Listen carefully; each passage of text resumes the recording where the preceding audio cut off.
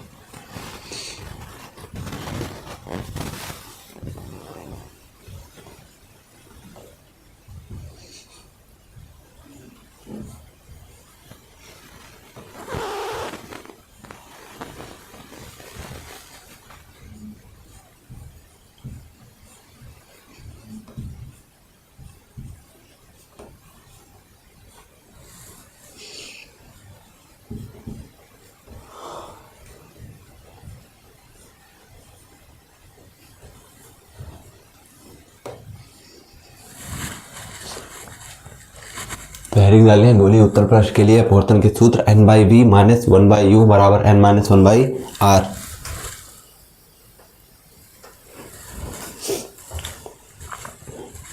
तो अब इसमें बनाएंगे फिगर।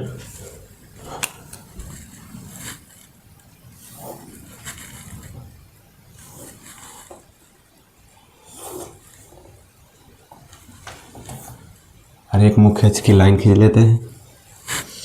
इसमें एक बिंदु वस्तु O रखी है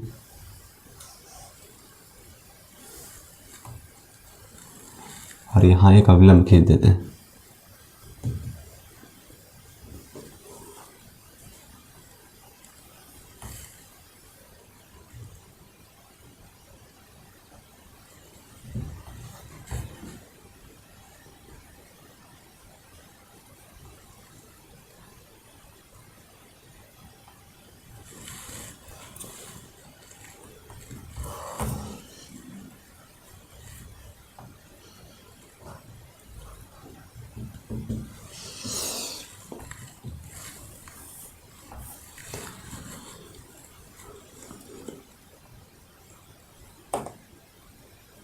जो ये किरण होगी वो अवलंब की ओर झुक जाएगी, क्योंकि विरल से सघन में जा रही है।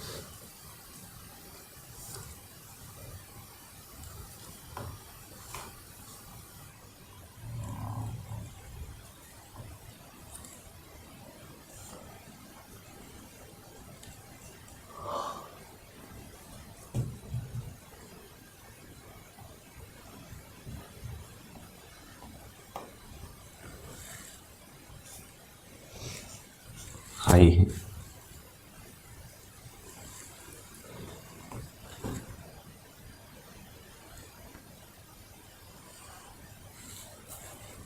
ए एंगल बनेगा आई और ये है अपवर्तन कोण आर। ये अपवर्तन कोण आर है तो ये भी शीर्षा विमुख कोण बनेगा आर। इसको लिख लेते हैं एन। ए है सी एन डैश, इसका नाम दे देते हैं ए। यहाँ पर बना कोण अल्फा होगा, ये बीटा होगा और ये गामा होगा। ये डेंसर है।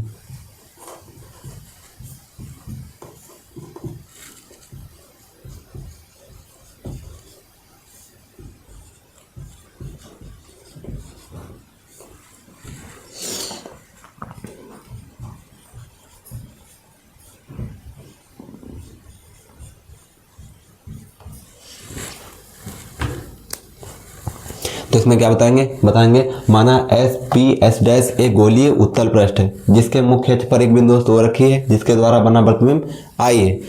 माना दर्पण का ध्रुव P तथा वक्रता केंद्र C है। दर्पण के ध्रुव से वस्तु, प्रतिबिंब तथा वक्रता केंद्र के बीच की दूरियां क्रमशः u, v तथा r हैं।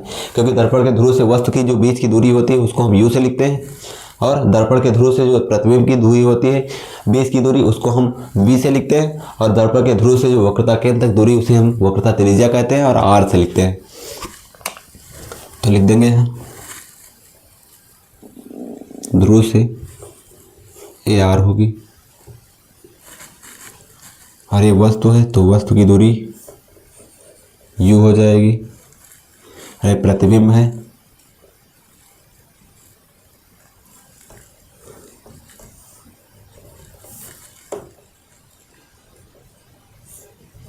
u हो जाएगी,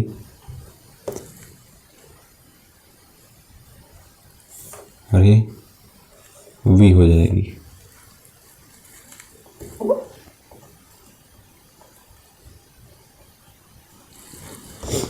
ये पॉजिटिव रहेगी और ये निगेटिव रहेगी। क्यों? क्योंकि लेफ्ट साइड की चतुर्थांश में लेफ्ट साइड की जो दूरियां होंगी, इधर की जो दूरियां होंगी वो निगेटिव होंगी, और राइट साइड की जो डिस्टेंस होंगी वो पॉजिटिव होंगी।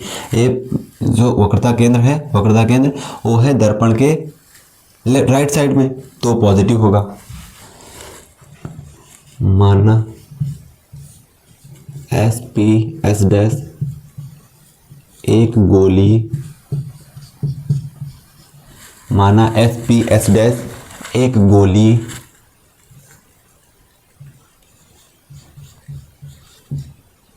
उत्तल पृष्ठ, माना SP S डैश से गोली उत्तल पृष्ठ है जिसमें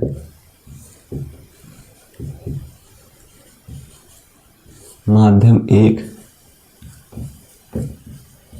विरल तथा माध्यम 2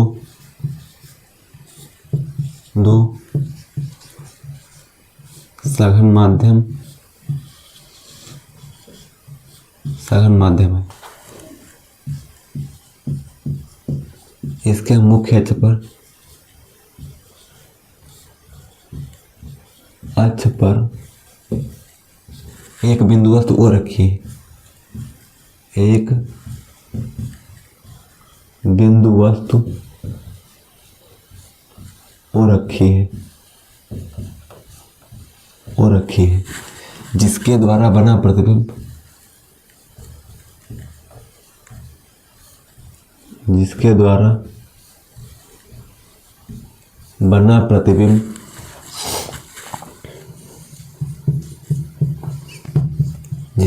बना प्रतिबिंब I है।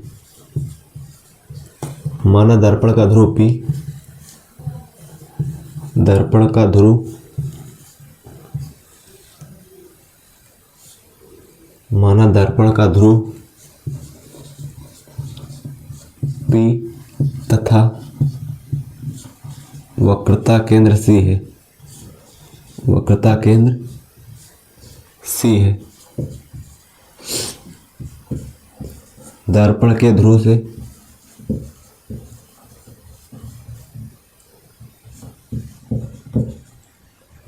ध्रुव से वस्तु, प्रतिबिंब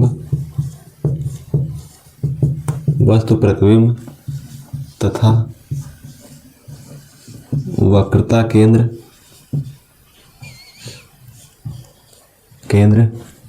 के बीच की दूरियां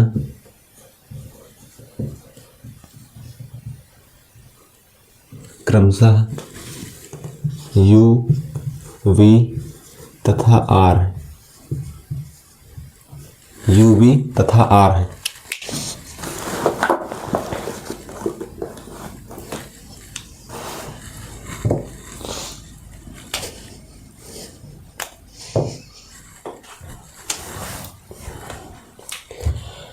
आगे लिखेंगे, देखेंगे जो कोण I है, जो कोण I बना है वो देख रहे हैं कि AOC का बहिष कोण है। कोण I के कोण ए ओ सी का बहिष्कोण है। बहिष्कोण क्या होता है कि अपने सुदूर अंतःकोणों के योग के बराबर होता है। जो बहिष्कोण होता है वो अपने त्रिभुज के अंदर बने सुदूर अंतःकोणों के योग के बराबर होता है। इसमें बना अल्फा और यहाँ पर बना गामा, तो अल्फा प्लस गामा का योग हो जाएगा आई के बराबर। तो लिखेंगे कोण आई त्रिभुज ए ओ सी का बहिष्कोण बहिष्कोण है। तो क्या हो जाएगा, जो आई होगा वो बराबर हो जाएगा अल्फा प्लस गामा के। इसको मान लेंगे समीकरण 1। ऐसे देखेंगे जो आर है, जो कोण आर है, आर कोण त्रिभुज ए आई सी का बहिष्कोण है। कोण आर त्रिभुज ए आई सी का बहिष्कोण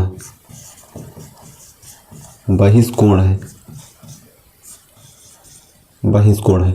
तो आर बराबर किसके हो जाएगा, आर बराबर हो जाएगा बीटा प्लस गामा के। इसको मान लेंगे समीकरण 2। लिखेंगे अकॉर्डिंग टू स्नेल्स लॉ।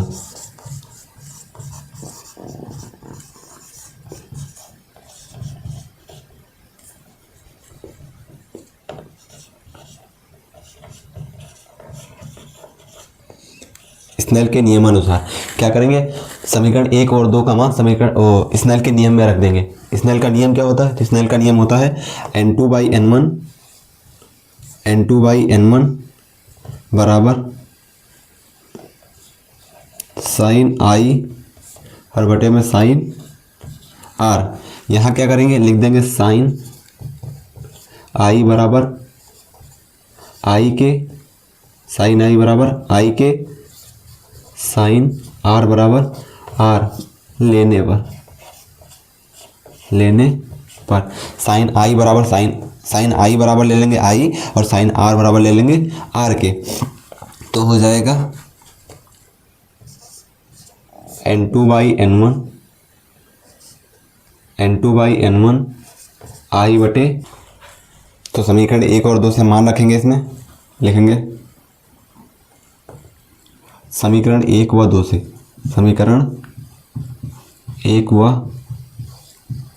से क्या बनेगा, n2/n1 बराबर यहाँ अल्फा आई का मान अल्फा प्लस गामा है और यहाँ बीटा प्लस गामा है।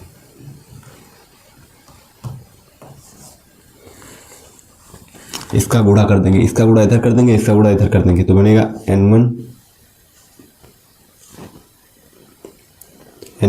अल्फा प्लस गामा बराबर n2 बीटा प्लस गामा। मान लेंगे समीकरण 3। आप क्या करेंगे, आप देखेंगे अल्फा और गामा और बीटा के मान कहाँ से निकलेंगे। तो अल्फा बीटा गामा के मान निकालेंगे। देख रहे हैं अल्फा यहाँ है तो ये त्रिभुज ए ओ सी में है, ए ओ पी में है।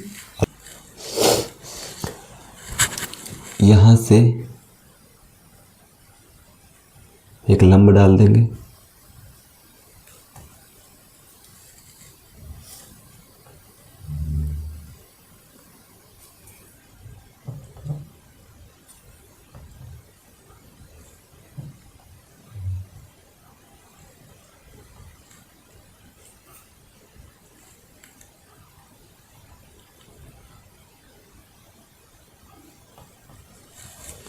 यहाँ लंब डालेंगे, इसका नाम लिख देंगे m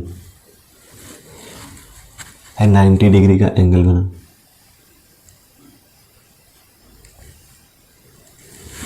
तो देखेंगे जो अल्फा है वो त्रिभुज ए ओ एम में आ रहा है। किस में आ रहा है, ए ओ एम में आ रहा है। तो लिखेंगे अल्फा त्रिभुज ए ओ एम में, त्रिभुज ए ओ एम में अल्फा बराबर tan अल्फा, tan अल्फा लंब बटे आधार होता है। लंब क्या है? ए एम है, लंब है ए एम, आधार है ओ एम, बराबर लंब है क्या? तो इसकी हाइट ले लेते हैं एच, हाइट है एच, ओ एम आधार है तो इसको हम यू से लिखे थे, यू लिख देंगे माइनस का, और यहाँ लिख देंगे ओ एम जो है वो बराबर है लगभग ओ पी के, ओ एम जो है वो ओ पी के बराबर है, ओ एम बराबर ओ पी के लगभग, लगभग। ऐसे बीटा का मान निकालेंगे तो लिखेंगे त्रिभुज, बीटा किस में आ रहा है? बीटा यहाँ है त्रिभुज ए आई एम में, त्रिभुज ए आई एम में बीटा बराबर tan बीटा, बीटा बराबर tan बीटा, tan बीटा का मान कहाँ से निकालेंगे? लंब बटे आधार से, लंब है ए एम और आधार है आई एम, आई एम, लंब एच है आई एम, ये जो प्रतिबिंब है, प्रतिबिंब, प्रतिबिंब के बीच की दूरी क्या होगी? माइनस का वी, तो माइनस का वी और यहाँ लिख देंगे आई एम जो है वो बराबर है किसके? आई एम बराबर है आई पी के, आई पी के लगभग, लगभग। थर्ड देखेंगे गामा किस में आ रहा है? तो गामा आ रहा है यहाँ पर, लिखेंगे त्रिभुज ए सी एम में, त्रिभुज ए सी एम में गामा बराबर tan गामा, लंब बटे आधार होता है, लंब है ए एम, आधार है सी एम, लिख देंगे एच और बटे में सी एम, सी एम का मान क्या आएगा? मतलब बताए थे कि जो सी एम है बराबर हो जाएगा सी पी के, तो आ जाएगा आर, सी एम बराबर सी पी के लगभग। अब अल्फा बीटा और गामा के मान समीकरण 3 में रख देंगे, तो लिखेंगे put the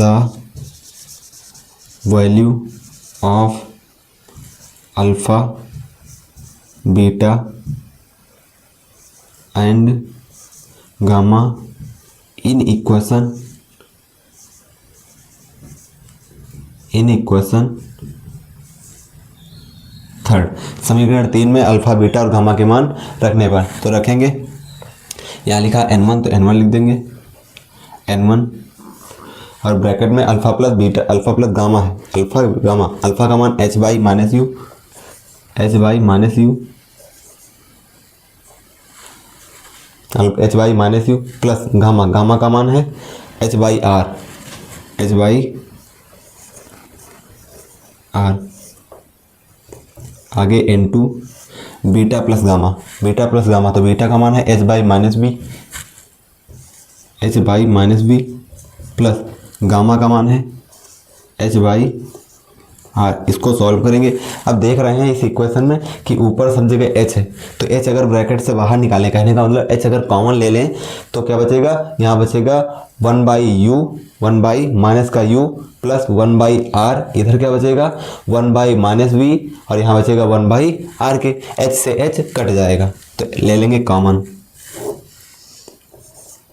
n1 h common लेंगे तो बचेगा h कॉमन ले लेंगे तो बचेगा 1 by minus U plus 1 by R, यहाँ बचेगा n2 1 by minus V plus 1 by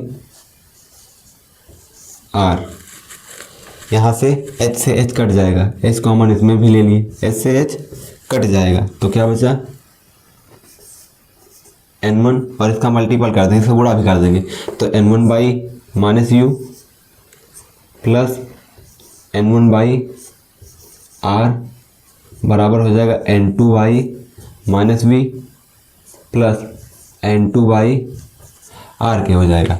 अब आर वाले एक तरफ कर लेंगे और बाकी को एक तरफ भेज देंगे तो क्या हो जाएगा? आर को एक यहीं रोक लो या फिर इसको उधर ले जाओ, इसको इधर ले आओ तो इसको उधर ले जाएंगे तो बनेगा N2 बाई आर माइनस का N1 बाई आर। इसको इधर ले आएंगे तो जब इसको इधर लाएंगे तो हो जाएगा N2 by V, N2 by V minus का N1 by you, N1 by you.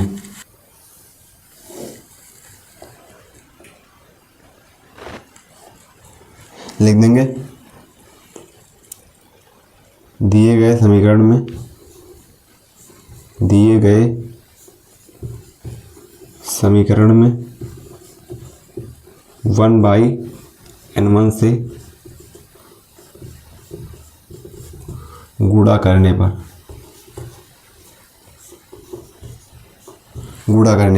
तो 1/n1 से करेंगे तो हो जाएगा N2 बाई, ये बनेगा देखो ऐसे N2 बाई आर लिखा है, 1/n1 से करोगे तो ऐसे हो जाएगा। और इसको लिख सकते हैं N2 बाई आर N1। फिर इसको हम इस प्रकार लिख सकते हैं N2 बाई N1 और बटे में R। तो लिखेंगे N2 by N1, N2 by N1 और बटे में R। फिर माइनस लगाएंगे, यहाँ लिखेंगे N1 बाई N1 और बटे में R बराबर N2 by N1, N2 by N1 और बटे में V। यहाँ हो जाएगा N1 बाई N1 और बटे में U।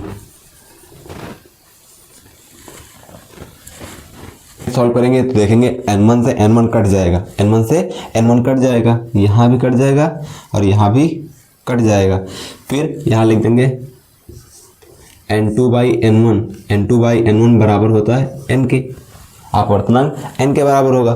तो क्या बचेगा, यहाँ पर N आ जाएगा, N और बटे में R।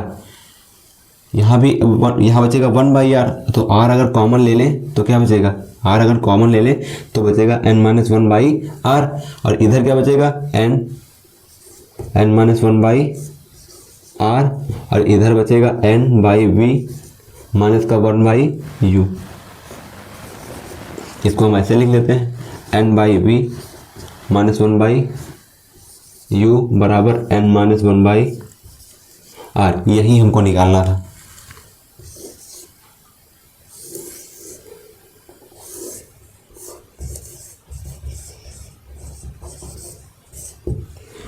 यही प्रूव करना था।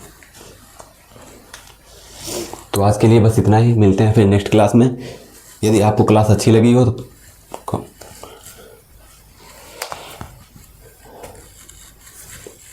तो आज के लिए बस इतना ही, मिलते हैं फिर नेक्स्ट क्लास में।